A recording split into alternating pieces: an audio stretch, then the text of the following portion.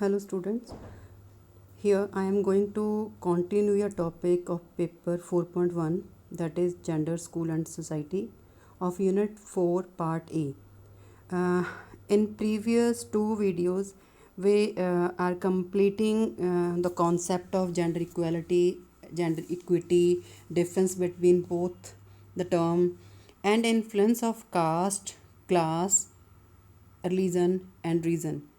Now let's start with another factor, that is disability. Disability is a condition that makes it more difficult for a person to do certain activities or interact with the world around them.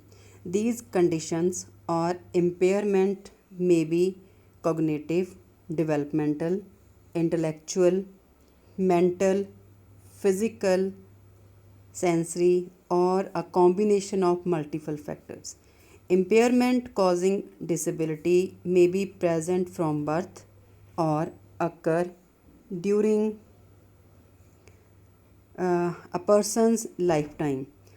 According to WHO, the following definition explain the meaning of disability. Disability is an umbrella term covering impairment, activity limitations, and participation restriction.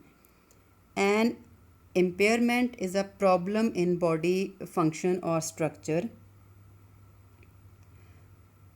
An activity limitation is a difficulty encountered by an individual in executing a task or action, while a participation restriction is a problem experienced by an individual in involving in life situation.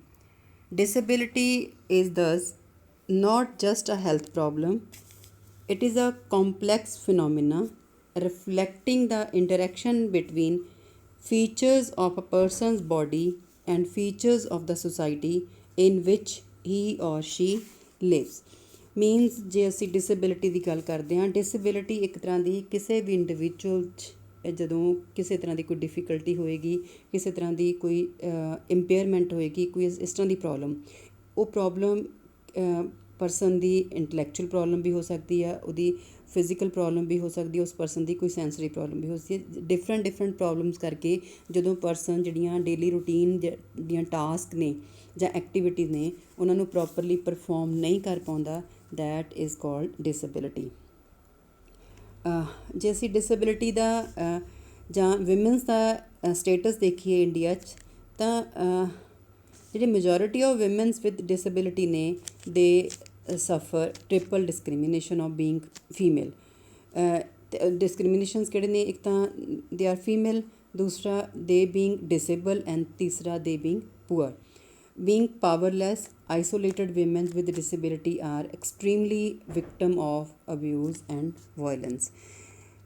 Next, ਜਿਹੜੀਆਂ women's ਜਾਂ girls ਨੇ with disability fare less well in the Indian education arena than other their male counterpart or other women without disability.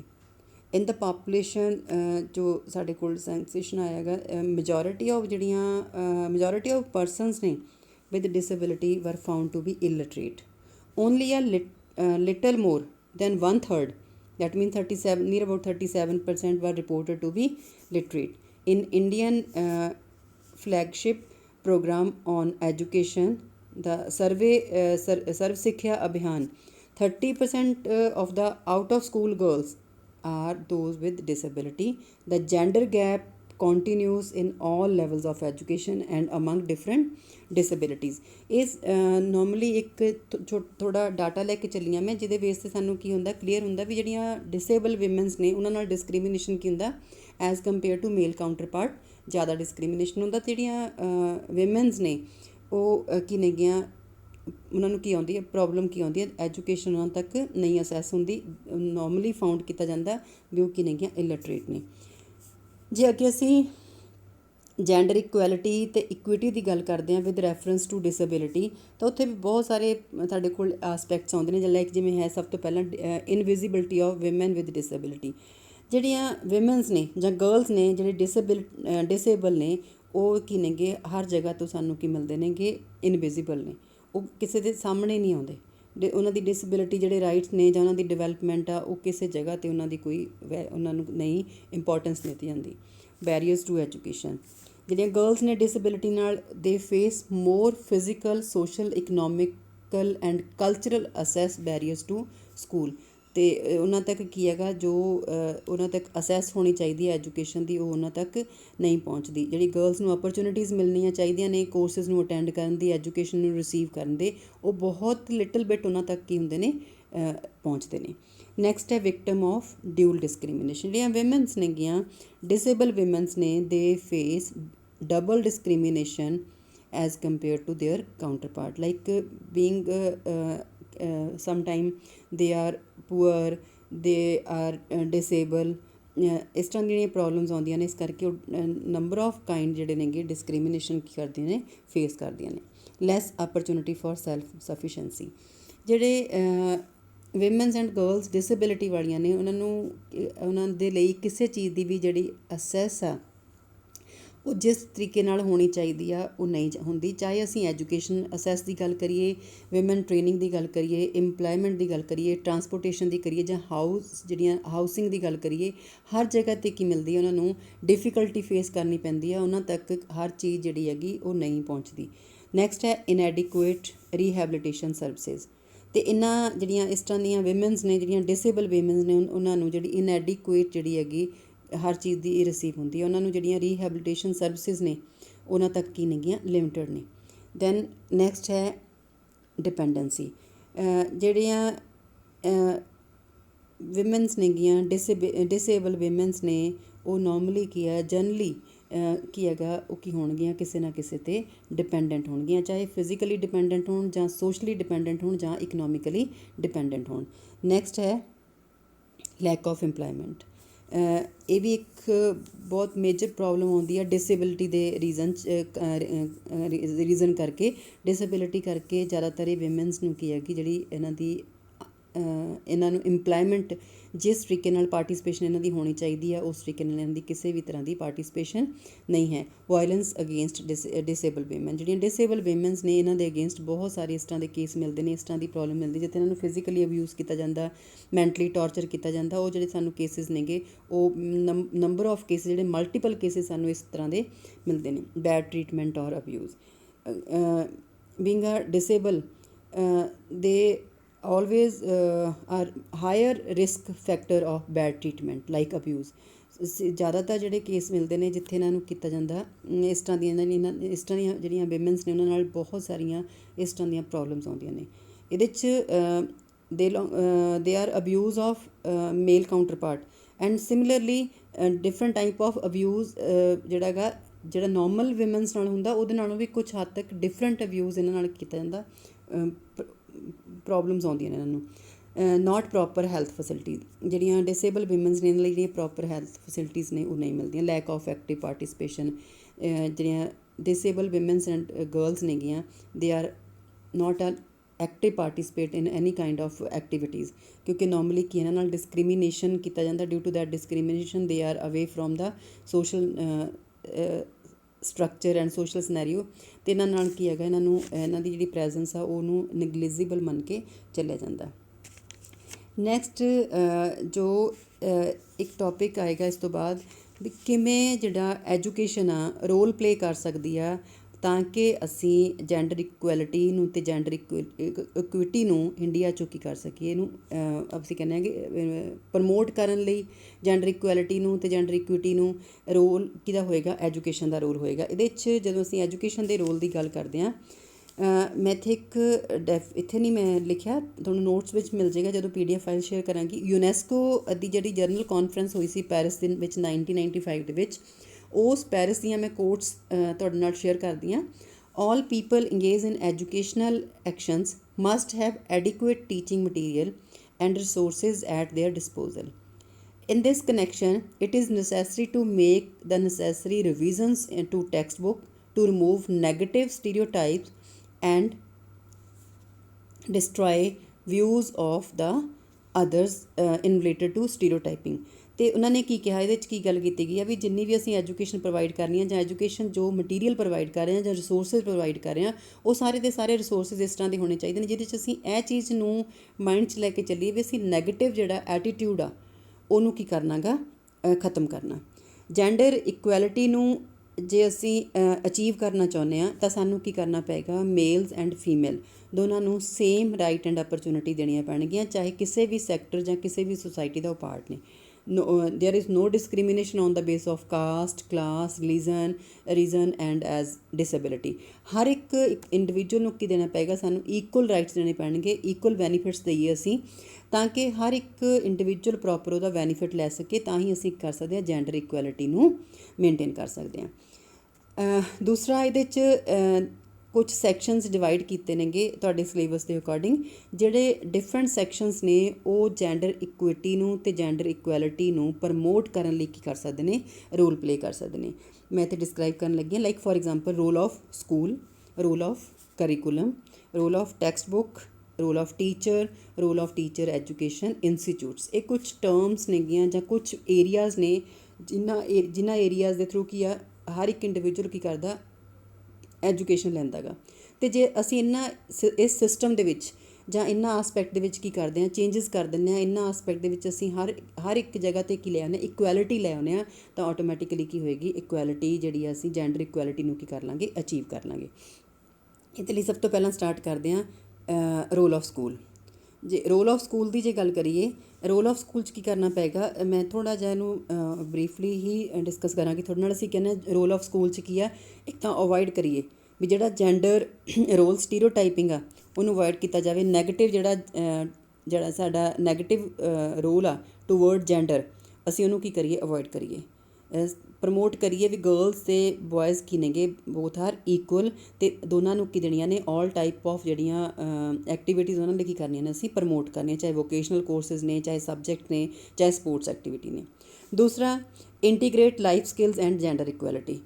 ਅਸੀਂ ਜੇ education ਨੂੰ ਜਾਂ gender equality ਨੂੰ ਲੈ ਕੇ ਆਉਣਾ ਗਾ, ਤਾਂ ਸਾਨੂੰ ਕੀ ਕਰਨਾ ਪਏਗਾ, ਅਸੀਂ ਇੰਟੀਗ੍ਰੇਸ਼ਨ ਕਰ ਦਈਏ ਜਿਹੜੀਆਂ ਬੱਚੇ ਦੀਆਂ ਲਾਈਫ ਸਕਿੱਲ ਨੇ, ਜੋ ਬੱਚੇ ਨੂੰ ਅਸੀਂ ਓਰੀਐਂਟੇਸ਼ਨ ਦੇ ਰਹੇ ਹਾਂਗੇ, ਲਾਈਫ ਸਕਿੱਲ ਨੇਗੀਆਂ ਉਹਨਾਂ ਨੂੰ, ਅਤੇ ਵਿਦ ਉਹਦੀਆਂ ਵਿਦ ਜੈਂਡਰ ਇਕੁਐਲਿਟੀ। ਅਤੇ ਉਹਦੇ ਨਾਲ ਕੀ ਕਰਨਾ ਪਏਗਾ, ਹਰ ਇੱਕ ਬੱਚਾ ਚਾਹੇ ਉਹ ਬੋਏ ਆ ਚਾਹੇ ਗਰਲ ਆ, ਉਹਨੂੰ ਅਸੀਂ ਇਕੁਅਲ ਅਪਰਚੁਨਿਟੀ ਦਈਏ ਵੀ ਉਹ ਉਹਦਾ ਇਮੋਸ਼ਨਲ ਇੰਟੈਲੀਜੈਂਸ ਇਕੁਅਲ ਲੈਵਲ 'ਤੇ ਕੀ ਹੋਏ, ਡਿਵੈਲਪ ਹੋਏ। ਡਿਸੀਜ਼ਨ ਮੇਕਿੰਗ, ਡਿਸੀਜ਼ਨ ਜਿਹੜੇ ਨੇਗੇ ਉਹ boy and girl equal decision ਲੈਣ, ਮਿਊਚੁਅਲ ਰਿਸਪੈਕਟ ਹੋਵੇ, ਅਤੇ ਕੁਛ ਜਿਹੜੀਆਂ ਲੀਡਰਸ਼ਿਪ ਕੁਆਲਿਟੀਜ਼ ਕੀ ਕਰੀਏ ਅਸੀਂ ਉਹਨਾਂ 'ਚ ਡਿਵੈਲਪ ਕਰੀਏ। Undertaking gender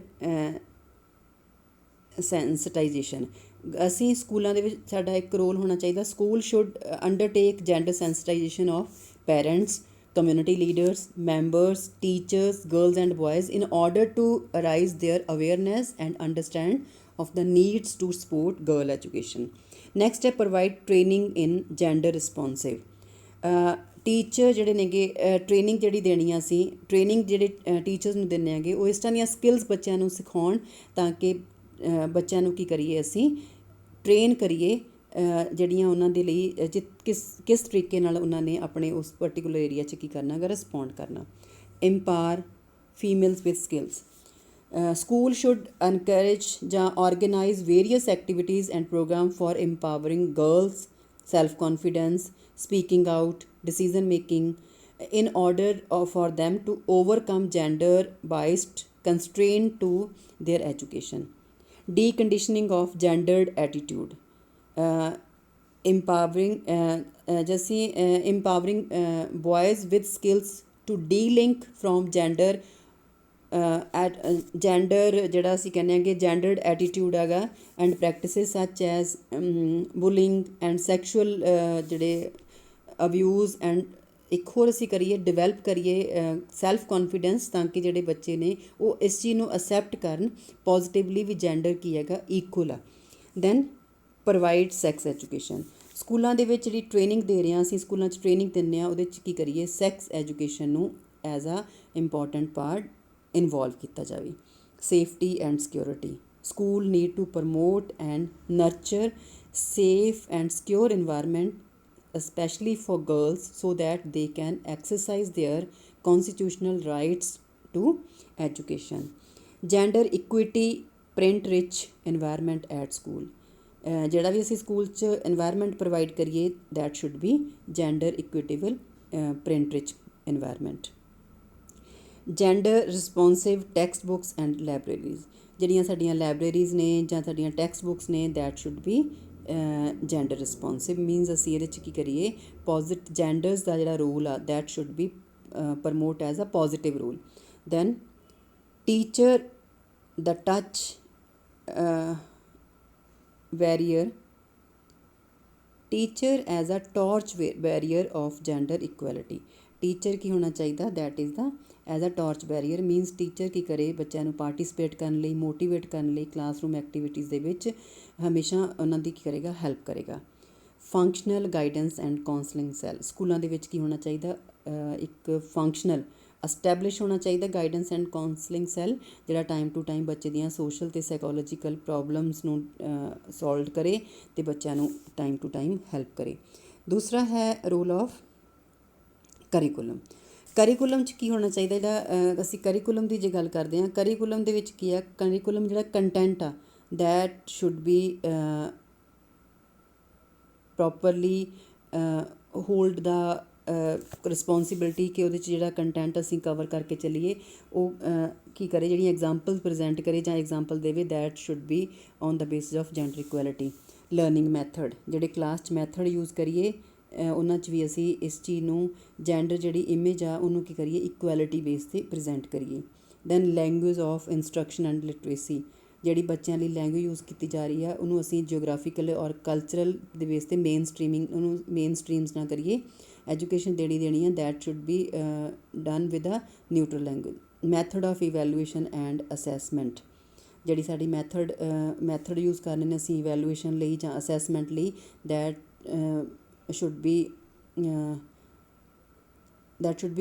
such a continuous assessment ਹੋਣੀ ਚਾਹੀਦੀ ਹੈ, ਜਿਹਦੇ 'ਚ in addition girls should have more equal opportunity in school if teacher talk to them more and encourage them to do activities.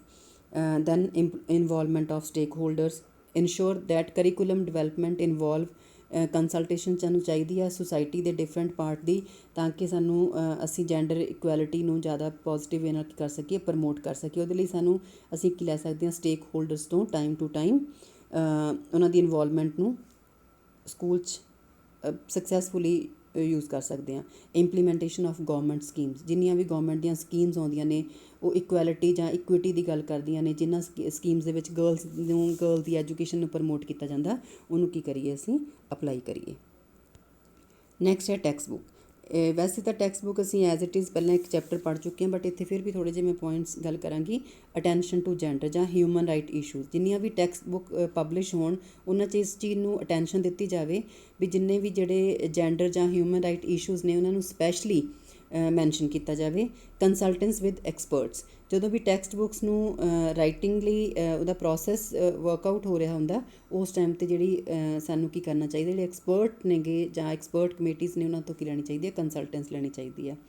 Consider principal of gender sensitivity, ਅਤੇ ਜਦੋਂ ਵੀ ਅਸੀਂ book ਦੀ writing ਕਰਦੇ ਹਾਂ ਜਾਂ ਬੁੱਕ ਨੂੰ ਰਿਵਾਈਜ਼ ਕਰਦੇ ਹਾਂ ਉਸ ਟਾਈਮ 'ਤੇ ਕੁਝ ਪ੍ਰਿੰਸੀਪਲਸ ਨੂੰ ਕੀ ਕਰੀਏ, ਅਸੀਂ ਫੋਲੋ ਕਰੀਏ, ਜਿਹਦੇ 'ਚੋਂ ਇੱਕ ਪ੍ਰਿੰਸੀਪਲ ਜਿਹੜਾ ਹੈਗਾ ਜੈਂਡਰ ਸੈਂਸਿਟੀਵਿਟੀ ਦਾ ਸਾਨੂੰ ਕੀ ਕਰਨਾ ਪਏਗਾ, ਹਮੇਸ਼ਾ ਮਾਈਂਡ 'ਚ ਰੱਖਣਾ ਪਏਗਾ। Clear understanding of assumptions.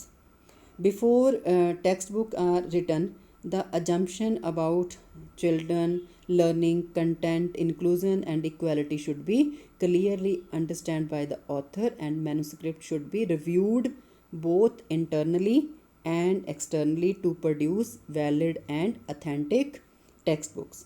Reviewing manuscripts. Even before printing the textbook, the manuscript should be reviewed to make it free from gender stereotype. Emphasize on visual media. The textbook ਜਿਹੜੀਆਂ ਨੇਗੀਆਂ that should be the visual media should be used in the textbook. Then depiction of human values.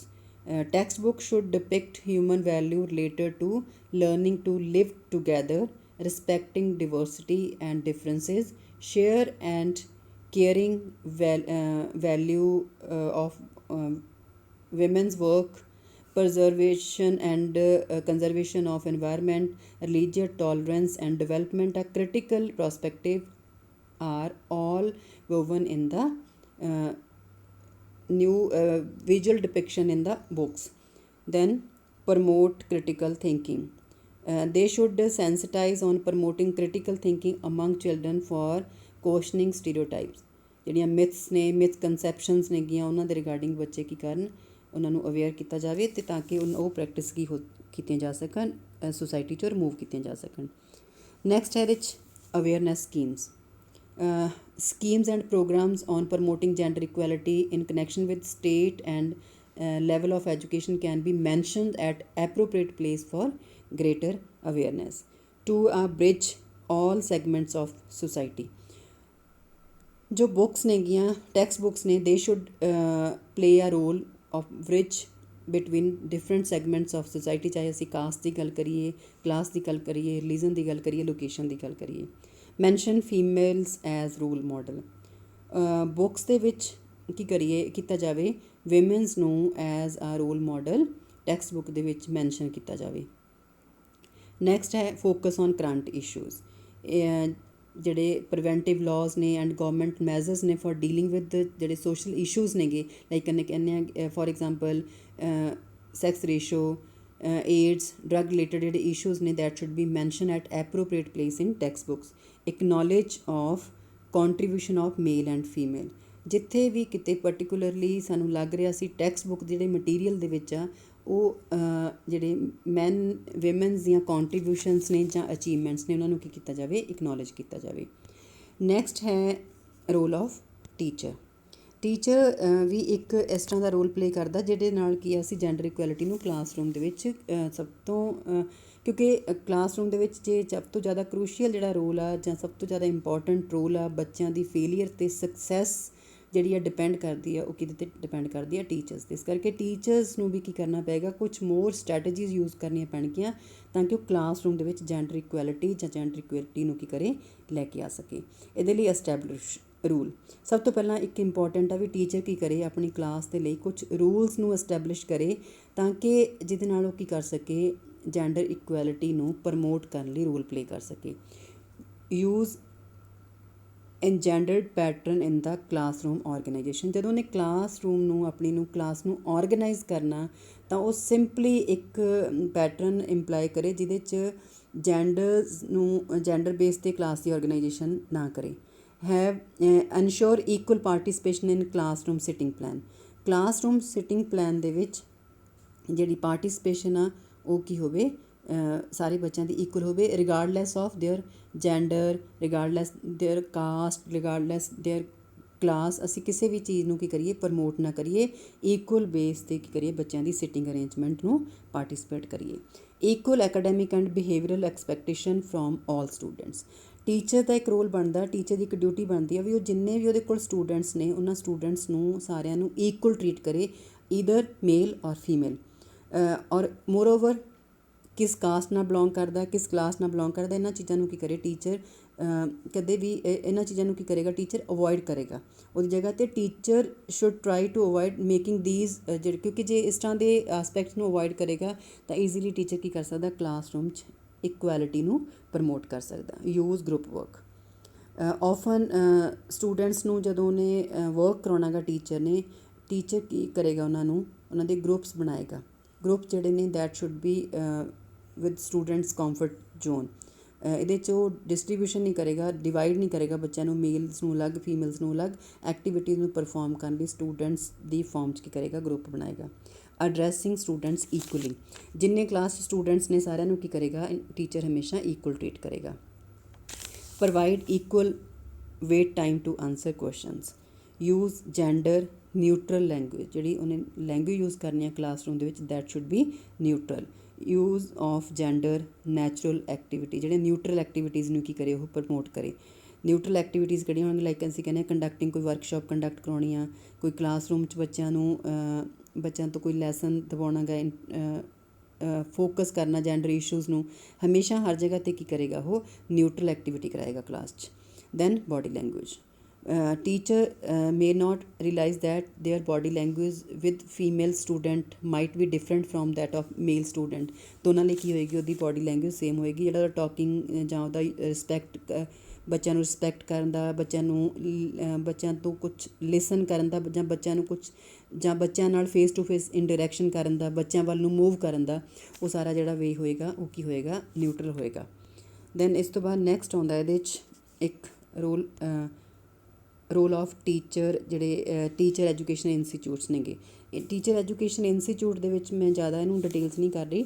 ਇੱਕ ਤਾਂ gender training courses ਹੋਣੇ ਚਾਹੀਦੇ ਨੇ, ਇੱਕ ਦੂਸਰਾ relationship and style of learning, ਜਿਹੜਾ ਕੀ ਹੈਗਾ, ਜਿਹੜਾ ਅਸੀਂ ਇਹਨਾਂ ਨੂੰ ਟ੍ਰੇਨਿੰਗ ਕਰਵਾ ਰਹੇ ਹਾਂ ਜਾਂ ਅਸੀਂ ਇਹਨਾਂ ਨੂੰ ਲਰਨਿੰਗ ਕਰਵਾ ਰਹੇ ਹਾਂਗੇ, ਉਹ ਕੀ ਹੋਣੀ ਚਾਹੀਦੀ ਆ, that should B on the basis of good training ਹੋਣੀ ਚਾਹੀਦੀ, ਜਾਂ ਗੁੱਡ ਟੀਚਿੰਗ ਹੋਣੀ ਚਾਹੀਦੀ ਹੈ, ਜਾਂ ਪ੍ਰਮੋਟ ਕਰੇ ਜਿਹਦੇ 'ਚ ਅਸੀਂ ਕੀ ਕਰੀਏ, ਜੈਂਡਰ ਇਕੁਐਲਿਟੀ ਨੂੰ ਪ੍ਰਮੋਟ ਕਰੀਏ। Teaching and living gender equality, ਜਿਹੜਾ ਟੀਚਰ ਐਜੂਕੇਸ਼ਨ ਇੰਸਟੀਚਿਊਟਸ ਨੇ ਉਹਨਾਂ ਦੀ ਇੱਕ ਮੋਰਲ ਡਿਊਟੀ ਬਣ ਜਾਂਦੀ ਹੈ ਵੀ ਜਿਹੜੀ ਉਹ ਟੀਚ ਕਰਨਗੇ ਬੱਚਿਆਂ ਨੂੰ ਜਾਂ ਟੀਚਿੰਗ ਦੇਣਗੇ, that should B based on the gender equality. So gender equity is a mechanism through which gender equality may be achieved. A concentration of both the gender equity and equality is integral to good developmental practices. The aim of the development practices should be equity for equality. So ਇਹਦੇ ਨਾਲ ਤੁਹਾਡਾ ਇਹ ਜਿਹੜਾ topic ਆ, unit 4 part A, that is gender equality and gender equity and influence on caste, class, reason and disability, ਅਤੇ ਇਸ ਤੋਂ ਬਾਅਦ ਅਸੀਂ ਇਹਦੇ 'ਚ ਕਵਰ ਕੀਤਾ ਗਾ how to play education a important role to promote gender equality and equity। ਅਤੇ ਉਹਦੇ ਲਈ ਕੀ ਹੈਗਾ, ਜਦੋਂ ਅਸੀਂ ਐਜੂਕੇਸ਼ਨ ਦੀ ਗੱਲ ਕਰਦੇ ਹਾਂ, ਐਜੂਕੇਸ਼ਨ ਦੇ ਵਿੱਚ ਕੁਛ ਸਰਟਨ ਆਸਪੈਕਟਸ ਹੁੰਦੇ ਨੇ, ਲਾਈਕ ਅਸੀਂ ਕਹਿੰਦੇ ਹਾਂ ਸਕੂਲਸ, ਟੀਚਰ ਐਜੂਕੇਸ਼ਨ ਜਿਹੜੇ ਇੰਸਟੀਚਿਊਟ ਨੇ, ਟੈਕਸਟ ਬੁੱਕ, ਕਰੀਕੂਲਮ, ਉਹ ਸਾਰੇ ਦੇ ਸਾਰੇ ਇੱਕ ਤਰ੍ਹਾਂ ਦਾ ਕੀ ਕਰਦੇ ਨੇ, ਪਾਰਟ ਜਾਂ ਰੋਲ ਪਲੇ ਕਰਦੇ ਨੇ, ਜਿਨ੍ਹਾਂ ਨਾਲ ਅਸੀਂ ਜੈਂਡਰ ਇਕੁਐਲਿਟੀ ਨੂੰ ਕੀ ਕਰ ਸਕਦੇ ਹਾਂਗੇ, ਪ੍ਰਮੋਟ ਕਰ ਸਕਦੇ ਹਾਂ। ਜੇ ਜੈਂਡਰ ਇਕੁਐਲਿਟੀ ਨੂੰ ਪ੍ਰਮੋਟ ਕਰਾਂਗੇ ਤਾਂ ਉਹਦੇ ਨਾਲ ਕੀ ਹੋਏਗਾ, ਜਿਹੜਾ ਸਾਡਾ ਸਿਸਟਮ ਆ, ਉਹ ਸਿਸਟਮ ਦੇ ਵਿੱਚ ਅਸੀਂ ਮੇਲ ਅਤੇ ਫੀਮੇਲ ਨੂੰ ਕੀ ਦੇਵਾਂਗੇ, ਇਕੁਅਲ ਟਰੀਟਮੈਂਟ ਦੇਵਾਂਗੇ। ਅਤੇ ਇਸ ਟੌਪਿਕ ਦੇ ਵਿੱਚ ਜਿਹੜਾ ਹੈਗਾ, ਇਹਦੇ 'ਚ ਜਿਹੜੇ 2-3 ਆਸਪੈਕਟ ਅਸੀਂ ਲੈ ਕੇ ਚੱਲੇ, ਲਾਈਕ ਫੋਰ ਐਗਜ਼ਾਮਪਲ ਕਰੀਕੂਲਮ ਦੀ ਗੱਲ ਕੀਤੀ ਹੈ ਮੈਂ, ਟੈਕਸਟ ਬੁੱਕ ਦੀ ਗੱਲ ਕੀਤੀ ਹੈ, ਟੀਚਰ ਦਾ ਰੋਲ ਦੀ ਗੱਲ ਕੀਤੀ ਆ, ਉਹ ਅਸੀਂ ਆਲਰੇਡੀ ਇੱਕ ਯੂਨਿਟ ਪਿੱਛੇ ਇੱਕ ਸਿਲੇਬਸ ਪਾਰਟ ਕੀਤਾ ਸੀਗਾ, ਜੋ ਰੈਗੂਲਰ ਕਲਾਸਰੂਮ ਜਦੋਂ ਚੱਲ ਰਹੀਆਂ ਸੀ, ਸਾਡੀਆਂ ਕਲਾਸਿਸ ਲੱਗ ਰਹੀਆਂ ਸੀ, ਉਹਨਾਂ ਕਲਾਸਿਸ ਦੇ ਵਿੱਚ ਉੱਥੇ ਅਸੀਂ ਇਹਨੂੰ ਡਿਟੇਲ 'ਚ ਕੀ ਕਰ ਚੁੱਕੇ ਹਾਂ, ਆਲਰੇਡੀ ਡਿਸਕਸ ਕਰ ਚੁੱਕੇ ਹਾਂ। So thank you students for watching this video. ਇਹ ਤੁਹਾਨੂੰ ਹੈਲਪ ਕਰੇਗੀ ਇਸ ਟੌਪਿਕ ਨੂੰ ਪ੍ਰੋਪਰਲੀ ਅੰਡਰਸਟੈਂਡ ਕਰਨ ਲਈ। for properly learn this topic, go through time to again and again watch this video, ਤਾਂ ਤੁਹਾਨੂੰ ਕੀ ਮਿਲੇਗੀ, ਹੈਲਪ ਮਿਲੇਗੀ। ਔਰ ਇਹਦੇ ਨਾਲ ਨਾਲ ਮੈਂ ਇਹਦਾ ਇੱਕ PDF ਫਾਈਲ ਵੀ ਤੁਹਾਡੇ ਨਾਲ ਸ਼ੇਅਰ ਕਰਾਂਗੀ, ਅਤੇ ਉਹ PDF ਫਾਈਲ ਦੇ ਵਿੱਚ ਜਿਹੜੇ ਇੱਥੇ ਪੁਆਇੰਟਸ ਦਿੱਤੇ ਨੇ, ਜਸਟ ਮੈਂ ਉਹਨਾਂ ਪੁਆਇੰਟਸ ਦੀ ਤੁਹਾਨੂੰ ਐਕਸਪਲੇਨੇਸ਼ਨ ਪ੍ਰੋਪਰ ਡਿਟੇਲਸ ਮਿਲ ਜਾਏਗੀ, ਅਤੇ ਤੁਸੀਂ ਉਸ ਐਕਸਪਲੇਨੇਸ਼ਨ ਦੀ ਹੈਲਪ ਦੇ ਨਾਲ ਇਸ ਨੂੰ ਸਟੱਡੀ ਕਰ ਸਕਦੇ ਹੋ। So thank you all students for watching this video with patience. I hope you all understand the concept very well. So all the best for your future.